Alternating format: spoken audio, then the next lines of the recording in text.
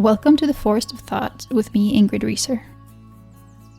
A topic that has come up several times in this podcast is the theme of separation. When we feel separate and disconnected from nature, we're more likely to destroy it. When we feel separate and disconnected from other people, we're more likely to have destructive relationships. And in this episode, we're looking more closely at men's relationships to themselves, to nature, to other humans, to women, and we're asking the question, what becomes possible when men connect to what they most long for? With us as our guide is psychologist Vidar Vetterfalk. Many times it's kind of mind-blowing and a totally new experience. And many say, I've never talked like this before or listened like this before, especially not with other men. Vidar Vetterfalk is a psychologist and project manager at the feminist organization Men, a Swedish organization working for gender equality. We spoke at Vidar's home in Järna, Sweden, with the November rain drizzling outside. So you work in Men, an organization that works to prevent men's violence against women, and also with redefining masculinity. Mm-hmm. And I guess you yourself also work on projects that have to do with men's relationship to the environment, to climate, to nature. Yeah. Men's relation to that, and how norms of masculinity and patriarchal structures are important root causes to the environmental crisis, and how we can address that and become aware of that, and how men can, by becoming conscious around that, also connect more to what we really are longing for and need. Yeah. So why don't you say a little bit about yourself and how you came to be doing this work? Can we start there? Yeah. So I grew up on a biodynamic farm in Järna, south of Stockholm, and there was this totally natural connection between humans and animals and the soil and the plants, and we were one ecological system, or ecosystem. And with the biodynamic perspective, there is also spirituality is an important part of life. And I remember standing, looking at the field, holding my father's hand, and just looking at the how the plants were growing. And I remember saying something like, "This is God," to my father, and feeling the warmth in his hand. And I don't think he said anything, but it was this shared moment of appreciation of life. That felt very connected. And then this was a pioneer work, one of the first big biodynamic farms in Sweden, and a lot of people came from all over Europe to practice, and there was a lot of people there, and that was really nice to grow up as a child in that. But then there were also social challenges and difficulties, and I saw the pain in my parents around that, and I could also feel the different social fields. And there were some conflicts and difficulties. So when I grew up, first of all I wanted to become a farmer, and at one point in 7th grade in school, I realized that that's not regarded as cool. Which was very painful. I had really been practicing in the barn with the cows during a school break, and coming back and being very proud of it and sharing it. And I thought that the girls sitting behind me, who were very much into horseback riding, they would appreciate it. And so I said it with a lot of pride that I've been working with the cows the whole week. And then they said, like, "Oh, what a farmer. And that had this negative thing. And there and then I kind of cut off that dream of becoming a farmer, which is crazy, and says something about masculinity norms as well. But then, long story short, I then decided to become a psychologist when I was an adult, and part of that was trying to look at how can I work and help with these social issues that obviously was a challenge. And then this organization Men started in 1993. I was 23 years old then, and it was my girlfriend at that time who saw it in the newspaper and said, wow, this is finally men are doing something to stop men's violence. And she said, I should go there. And I thought, yeah, of course, I'm a good man, I'll go there. And then when I came, there was this group of other men, and we started talking, and there I realized, okay, this is not just about being a good man trying to change the bad men, but this is actually about me. And there's a lot of inner work needed here. So I started to become engaged, and we worked with different projects with young teenage boys and adults, and in Sweden and also internationally. And then after a while I started missing the nature, the animals. I was in a human world created by humans and consisting of human constructed things. And then in 2014, and I read Naomi Klein's book, This Changes Everything. And she wrote that this changes everything. Everybody need to contribute from their perspectives. We can't leave this to the environmental organizations and politicians to solve. We all need to contribute. Then I started to kind of reflect together with some colleagues on, okay, so what could we contribute?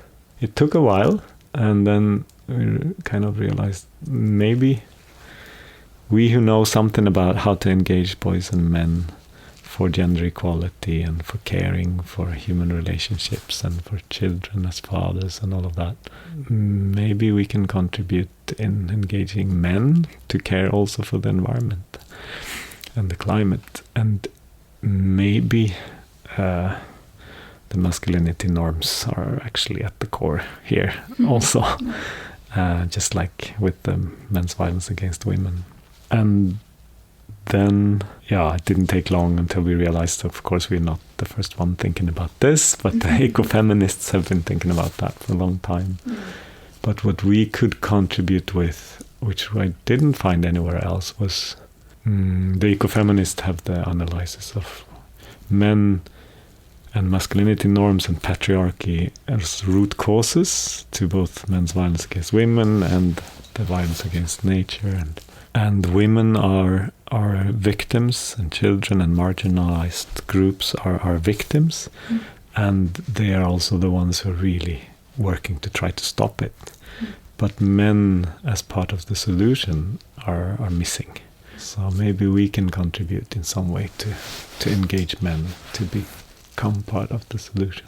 I think it would be interesting to hear then a bit, how do you start to work with these questions, and are men interested in having these discussions? Yeah.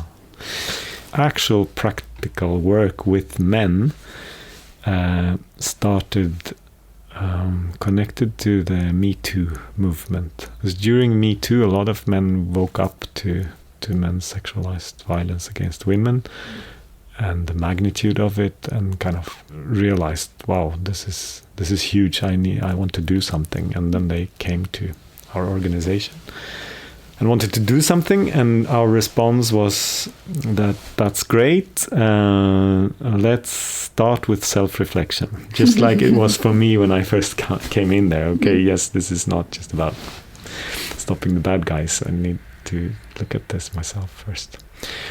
And that material was developed, and a lot of groups and big meetings of a lot of men were arranged all over Sweden. And with small tables where you sit and share. Yeah, you switch between the big room and the small room. Big room with some instructions and some reflections, and then into the small room where you do deeper self-reflection and a lot of listening, which is in itself changing and transforming masculinity norms, where you have to be smart and say bright things and take up space. But here it's about listening to yourself and to each other. And then it was Robin Tidblom at Under Tallarna, under the pine trees, a permaculture garden in Järna, here where I live, who asked if we could do a group for men there. And since I've been longing for such a long time to get in the care for the environment as well, I said yes, of course. But then we will also build on with additional meetings to include the environment and the climate. And so we did. And that was amazing, because I've been doing so much work with boys and men and so on for many, many years. And here we were sitting and sharing how much we cared both about human relationships, women, children, and friends and ourselves, and the environment and the climate and the animals, the plants, all living. It was like coming home to that, standing safe with my father in his hand again.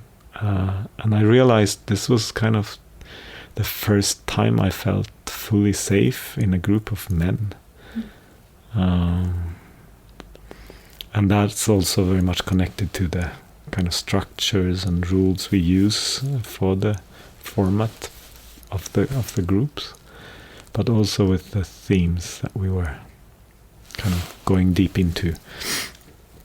And it's really kind of challenging and difficult themes, like the first Me Too sessions. It's reflecting on what comes up within me when I hear the women's Me Too stories. That's one of the first sessions, and then another session is on how have masculinity norms affected me and my life and my choices, and my relationships.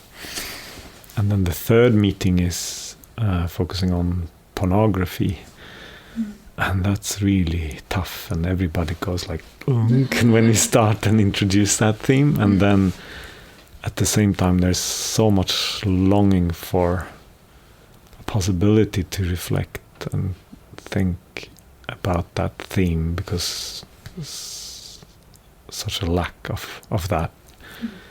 And for many, pornography had been the introduction to what sex is about, and how that's affected me and my sexuality and relationships. And there also it becomes so clear how men are trained into be dominant, and how women should be sex objects, and that whole culture of exploitation. And how that doesn't meet our real needs of closeness, of intimacy, of eroticism, and it's like you eat something that you're hungry and you eat and you don't get full. You try to eat more and more and more, and so the whole thing of relating all of that to, so what is it that I really long for, and what is it that I really need, and where can I find that? And not only how it's affected me and my relations, but what's actually the situation for the women within pornography. To take in that magnitude of exploitation, and then to also move to the environment and the climate, and see that it's the same. It's the same culture of dominance and exploitation, and it becomes very clear and painful, and also very clear that it's not connected to our real needs and longings. So then also start to reflect on, so what am I longing for? What am I dreaming of? And who would I like to support? Who are actually doing things that I'm longing for? What kind of things do you see happening when men start to have these conversations with each other? What have you seen? Yeah. Others shared similar things like I experienced, of actually feeling safe in a group of men, which also then includes the reflection and kind of wake up that shit, I haven't been safe before in groups of men. There's safe all to share these, so the feelings of wanting to care, of expressing that need, for example. Yeah, for example that, and also just all the power games that are going on between men in a room, and realize that we have a structure here that helps us to actually listen instead. Make space for vulnerability. So yeah. And real strength can come forth instead. Yeah. And the caring and each individual becomes like a deep well of like I get open and curious, and everyone becomes very beautiful in a way. Because is there also space? I'm thinking about what kinds of men are also interested in having these conversations. So if you are, to engage with this stereotype of this, a macho guy who's into, I don't know, likes to have a beer with the guys and talk about, I don't know what, is there space for all kinds of men, you feel, in this discussion that you're having? Yeah.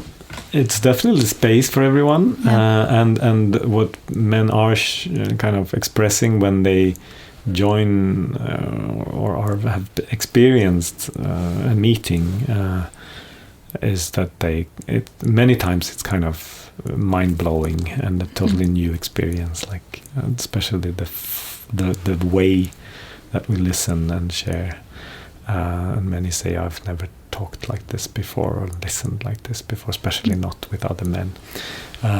But of course there is. But could you say a bit more about that? Like, what do they mean by that? So that you're sharing very honestly and listening very honestly, or? Yeah, so there are clear rules when we do the rounds of sharing, and so one person is talking at a time.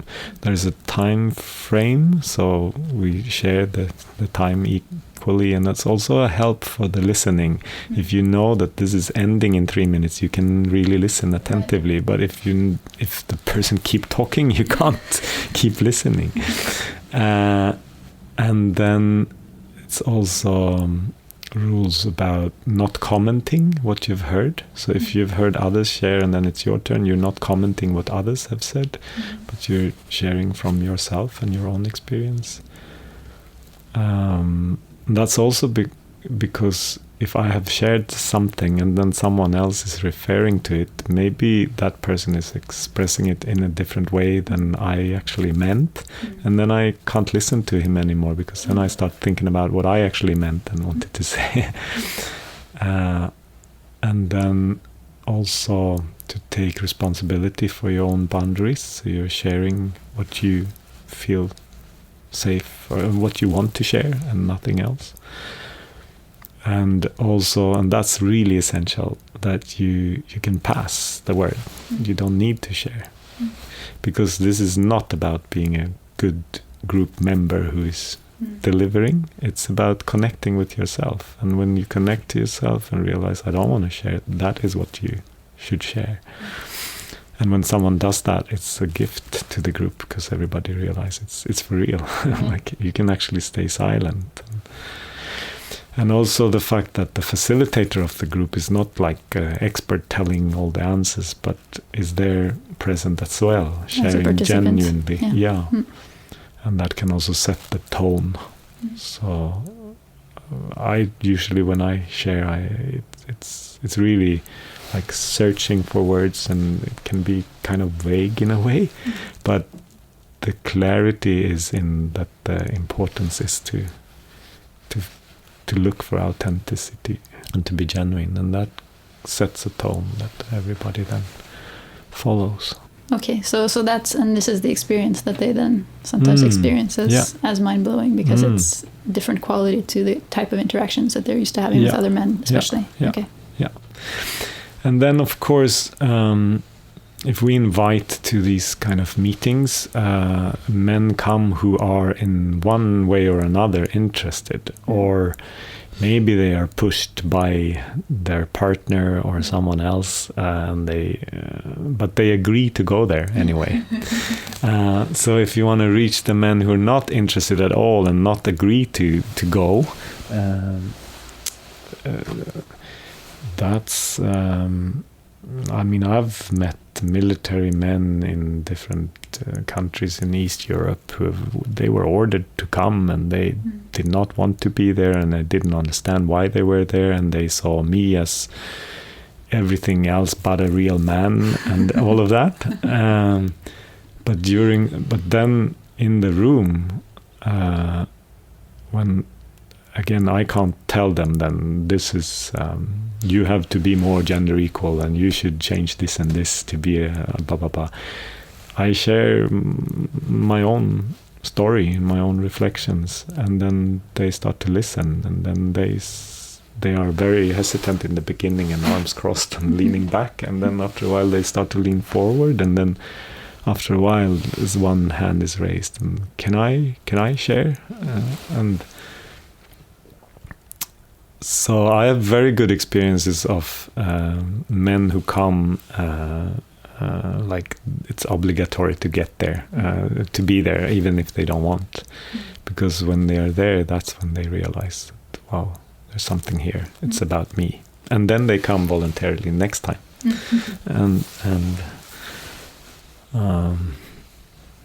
So yeah, I'm for obligatory groups. It's actually working. One of the things you talked about is how to help men to connect to what it is that they're longing for. Mm-hmm. And what do you see when you're having those conversations? What is it that comes up in that? Yeah, first of all, it's a lot of emotions, and emotions are also, intellect and emotions are separated. Intellect is higher, emotions are suppressed.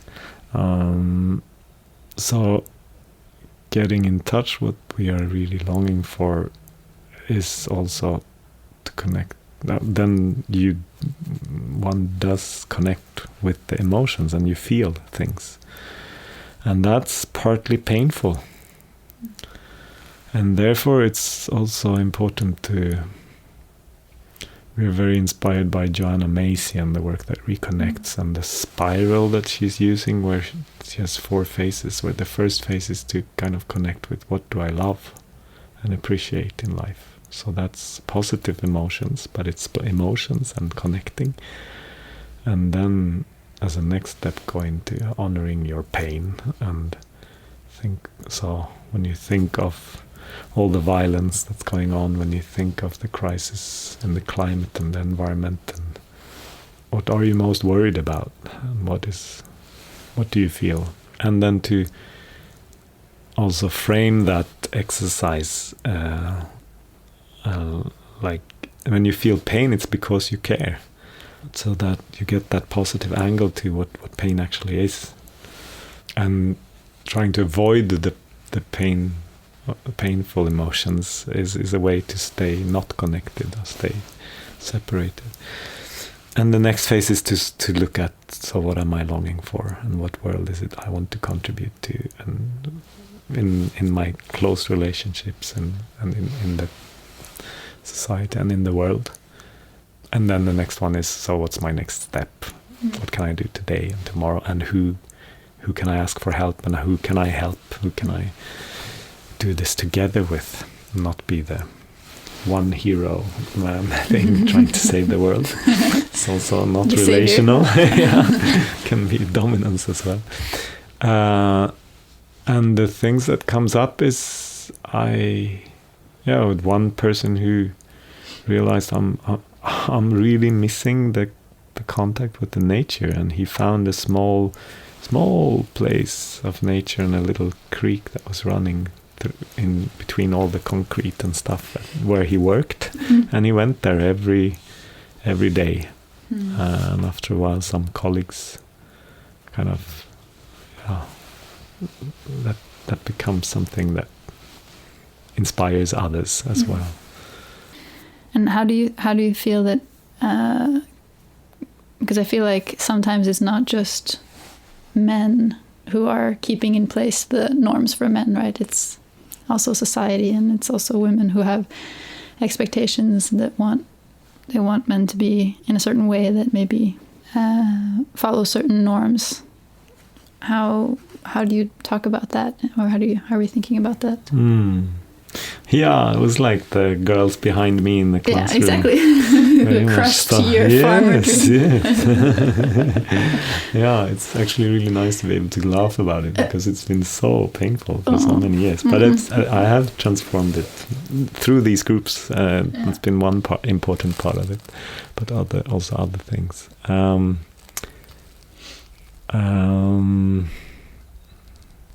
Yeah, and it's not only putting pressure on boys and men to be according to the masculinity norms. It's like the masculinity norms have the highest status even for women, and we're all affected by that and influenced by it in different ways.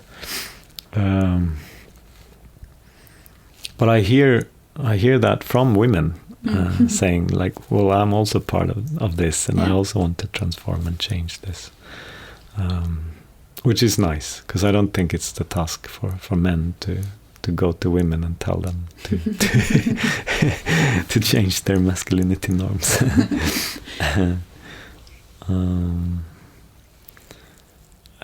Some of the work that men does with fathers and connecting and preparing for becoming parents. And your organization man. Yeah, exactly, the organization man. During pregnancy, to have groups of fathers to prepare to become present and gender equal parents. A lot of the mothers say they also want to join fathers groups, because there we talk about relationships and communication and connection, whereas in the more normal preparations to become a parent or a mother in the maternity services is very focused on breastfeeding, on giving birth, breastfeeding the physical biological parts. So the gender transformative work also with women is asked for, and some of our partners in the world are also doing work with parents, and both women and men.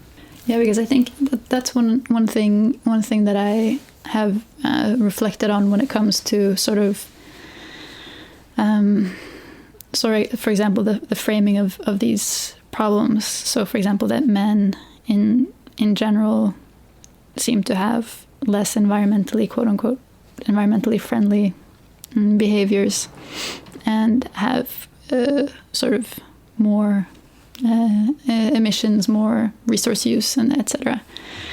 But I also feel like, it seems to me that a large part of that is also just because men in general have higher incomes on the whole, and that a lot of the time, like you said, it's maybe the problem is not always what men specifically are doing, but rather that masculine traits have high status, like you were saying, and that women can also very much embody these. So, for example, if the problems are these sort of things like the desire to control natural processes, to control nature, to possess, to dominate. I sometimes worry that by focusing so much on exactly whether it's a man or a woman, we forget that it's maybe the qualities, the animating traits and qualities that person embodies. That's the issue. So I don't know what you think about that. Yeah, it's like it's both. Yeah. Because it's patriarchal structures, it's masculinity norms, and those are important, and we need to become aware of them and how they affect us and how they affect everybody. And then at the same time, it is also boys and men who actually do pollute more, and not all men, but as you say, men who earn more. So it's like we need to be able to think of both at the same time. Yeah. It's the same when you work with a male perpetrator of violence against women. You need to see his background and why he came here to this point, and how he maybe has been subjected to violence or seen his father being violent towards his mother and all of that. But we can't see only that. We also need to see that he has privileges in the society as it is, and how the view on women as submissive and so on is really important to see. And sometimes it's very difficult to hold both, but it's essential, I think. And then there are these men who are kind of invisible, who have most power of all, that we tend not to kind of think of or talk about or even think it's possible to influence. And I think that's really important as well. And that's where we also need to come together, many, in order to be able to influence the men. The top 0.1% who exactly, are owning in power, and not to put too much blame on ourselves that we are men who are so bad. But there are some few that we really need to reach and to change, and we need to step out of that thinking that if I just stop driving a car and start recycling, I do my part. That's not enough. We need to do that, but we need to address the men in power and put name on them, put gender on them, well, I guess that's where I maybe feel like that the risk is also that I feel like the problem is that these are very powerful people who have too much power, who embody certain qualities. But I wouldn't feel better if it was a woman who was in the 0.1%, I guess. And often, I mean, you see, you don't feel better if you are being exploited by a woman CEO or a man, or if a female president is dropping bombs on your country rather than a male president. These things, I guess. But I think that we agree. I just think it's an important. It's not just to change the gender of the top percent, but to change the whole dynamic. Yeah, to change the patriarchal structures and world view is to change the view on who we are as humans as well. And as long as the view is that we have to climb to the top in order to be successful, and climbing to the top means also oppressing the ones below you. As long as that is the model or the view of who we are as humans, that's so limited and so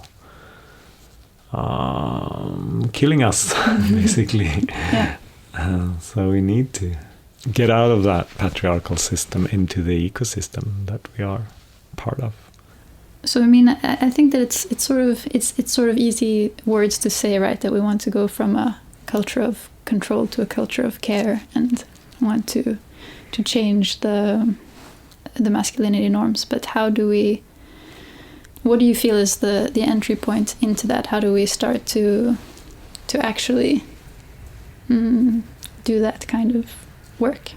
When it comes to our experience with work with men, one important entry point, kind of window of opportunity, or is men's care for children.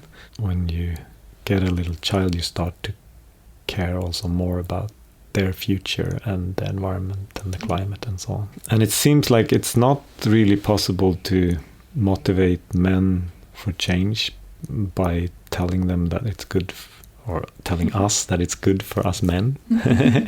It doesn't seem to work. And to do it for the sake of women, unfortunately, many times is not really enough or working or getting through. But doing it for the children seems to be a possibility. And it seems like that works also, as I said, in our groups. When you create the space where it's possible to start to listen to each other, to practice listening, that's essential. And someone talks about radical listening, like that can really change the world. That's also one of the things that happened with the men who were in the groups, including myself. I realized, and they shared, many of them shared, like, now when I have experienced this, how we share in rounds of each one having their time to share, and we do active listening, I realize how not interesting I find many discussions going on in my life. And they started taking initiatives like, well, can't we stop this discussion? We're not getting anywhere. We don't listen to each other. Can we start to listen? Can you talk first and then I listen? And I think that's an important part of creating that relationship instead of ownership or dominance. Or one question that I wanted to ask in the beginning, but I forgot, was kind of what, when you have these discussion groups, what is it that comes up as what men feel is the most limiting sort of norms about masculinity that they experience? It's like it's cutting men away from the most beautiful parts of ourselves, which is the ones who are vulnerable and powerful in a real sense. And that's, all the concrete things like you're not supposed to cry, that in an intimate sexual situation you're expected to be delivering and dominating, and instead of present and naked, in really naked, like there, meeting someone else, and cutting us off from love, the real meaning of life, and our dreams, like in my case, and our relationships. And we are, that's on an individual level, and on a big structural level, it's killing us. It's the climate change and the whole environmental crisis is showing it so clearly that we can't go on like this anymore. So I'm thinking, because one thing I've also thought about is that men in general have, although they have more privilege in a lot of areas, they also seem to be very unhappy a lot of the time, especially young men. And I was reading before this about how, at least in Sweden, then suicide is the main cause of death for young men between 15 and 40 or something, I think. And that, I think it's like something like 70% of suicides are committed by men. And there can be different reasons for that, but it seems like a lot of men are very unhappy, and also maybe a lot of men don't communicate how they're feeling or how they're doing to maybe their friends, or there's no sort of space for it or no language for it. And then if they maybe don't have a partner or lose their partner or don't have anyone to talk to, it becomes a big burden to bear. So I also can feel that sort of desperation or desolation. That is also somehow giving rise to a lot of these issues of this lack of connection. So it's very if you're I guess especially if you're a guy and you want to, this feels like something that you're interested in exploring more. What do you think is a good place to start? I mean, one good place to start is within our organization, because there are other boys and men there who are interested in this. And I guess the main message is you're not alone.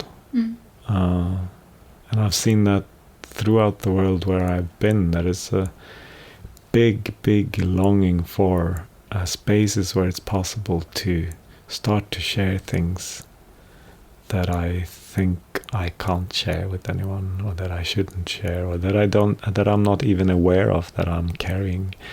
But when we create the space where it's possible to start to share, it comes up and you become aware and you start to put words into it and you identify with what others are sharing, and then we're not alone anymore. And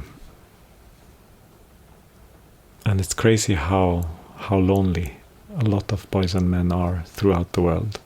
Especially crazy since we are all kind of carrying the same kind of things. so we are in good company, actually very good company. So if we start sharing about it, we realize we are not alone and we can support each other.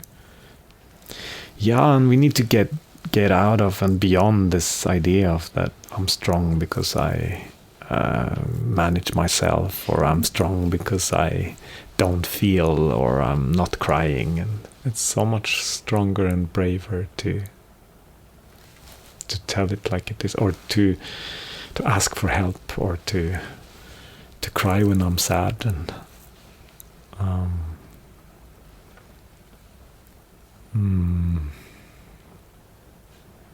yeah, ask for help is a good start. Actually, coming into a crisis is a good start.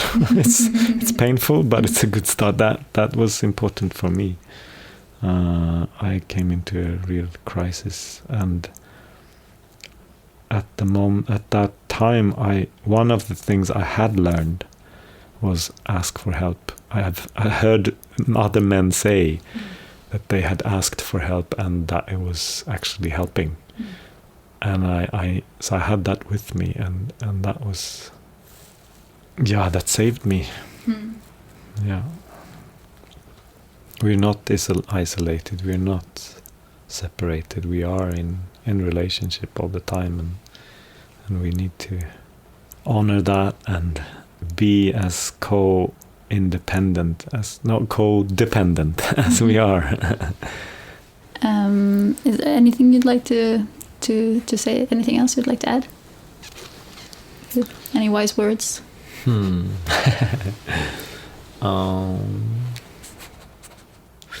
Well, in a way, it's like, I don't know. In a way, it's always difficult to put these things into words.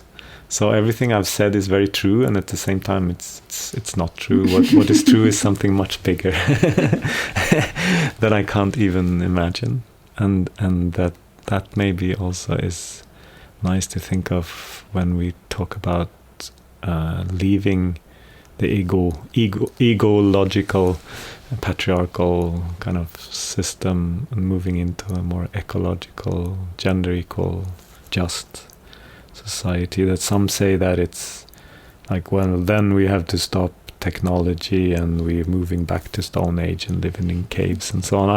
I don't believe that. I believe that we have a future that we can, if we really start caring and tap into our real potentials, it's a world of abundance, and it's more difficult. It's more easy to imagine the end of world than imagining the new world, and the world that is post-patriarchal. But sometimes I get some glimpses of it, and I think we can start opening up more to that, and it's gonna be mind-blowing. Yeah. I'm very excited for that.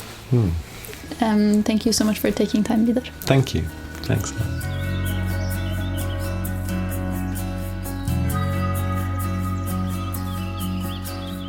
You'll find links to things we talked about in the show notes. And if you enjoyed this episode, please consider supporting the podcast on Patreon. You can find us at patreon.com/forest of thought. Our wonderful theme music is by Christian Holtsten, Thank you for listening, and I'll talk to you next time.